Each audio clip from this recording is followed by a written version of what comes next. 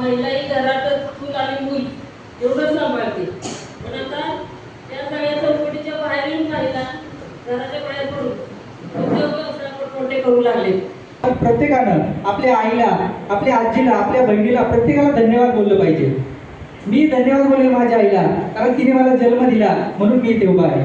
मी धन्यवाद बोलेल माझ्या आजीला, कारण तिचे संस्कार माझ्यावर आहेत. मी धन्यवाद बोलेल माझ्या बायकोला, कारण ती कठीण प्रसंगामध्ये सुद्धा माझ्यासोबत उभा राहिली आहे. महिलांचा जर विचार केला तर महिला आज पुरुषांच्या खांद्याला खांदा लावून काम करत आहे. पाटण दिनच्या वतीने कुंभार सरांनी मला सांगितलं की आम्ही एक छोटासा इव्हेंट राबवतोय.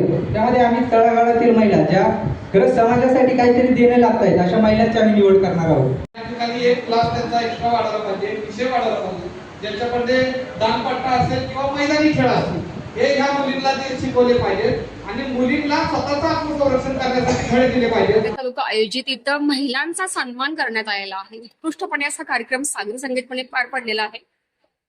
जाऊन घेऊया आपण अध्यक्ष अन्सार शेख सर यांना की या कार्यक्रमाचा मुख्य हेतू काय.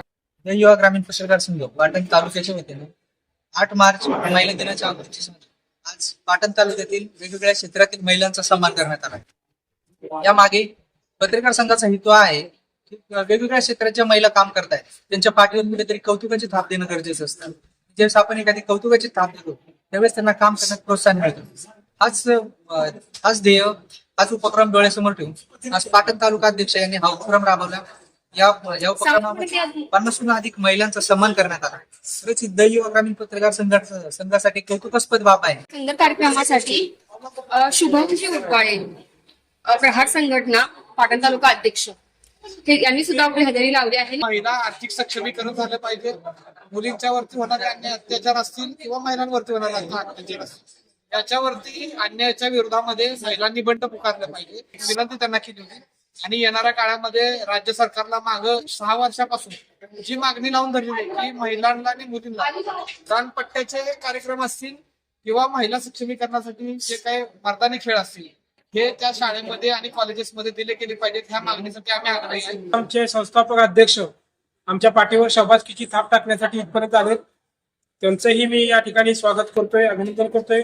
आमचे परममित्र सन्माननीय शुभमजी उबाळे, आमचे तालुका जिल्हाध्यक्ष कुंभार सर, आमचे उपाध्यक्ष सचिन खरात सर आणि सर्व आमची पत्रकार टीम संघाची या सर्वांनी अतिशय मेहनतीनं आणि अतिशय उत्साहात हा कार्यक्रम साजरा केला आणि पाटण तालुक्यातला जवळजवळ 50 महिलांचा सन्मान आपण या कार्यक्रमाच्या निमित्तानं पुरस्कार देऊन केलेला आहे.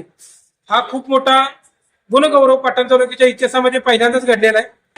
आणि महिलांचा सन्मान असाच युवा ग्रामीण पत्रकार संघटना करत राहील त्यातील मात्र शंका नाही. आणि आमचे सर्व जागृत पत्रकार सदैव महिलांच्या पाठीशी उभं राहतील. कुठल्याही अडचणीत महिलांना सहकार्य करणारे आमचे पत्रकार आहेत. या संपूर्ण महत्त्वपूर्ण अपडेटसाठी मुख्य संपादक विराट कदमसह संतोषी जगदाळे, सतर्क इंडिया न्यूज. पाहत राहा सतर्क इंडिया न्यूज, प्रत्येक पाऊल लक्षात.